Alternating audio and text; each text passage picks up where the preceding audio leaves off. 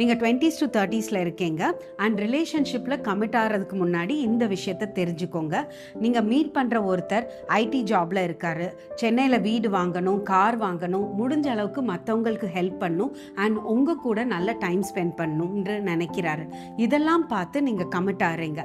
But அதே person 10 years கழிச்சு பயங்கர ஆம்பிஷியஸ் அண்ட் ஃபோக்கஸ்டாக மாறுறாரு, இல்லை ரொம்ப ஜென்டிலாக குவைட்டாக லைஃப்பை லீட் பண்ணணும்னு யோசிக்கிறாரு. நீங்கள் எந்த விஷயத்தெல்லாம் பார்த்து கமிட் ஆனீங்களோ அதே விஷயம் 10 years கழிச்சும் ஒருத்தர்கிட்ட இருக்கணும்ன்றது அவசியம் இல்லை. Because people change over time.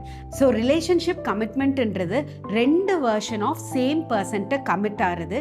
Initial version ஒன்று, லாங் டேர்ம் வெர்ஷன் ஒன்று. If you are able to connect with that person in both the versions and they are able to support you in that journey, that will be a beautiful relationship. Choose your partner wisely because they are co-founder of your life.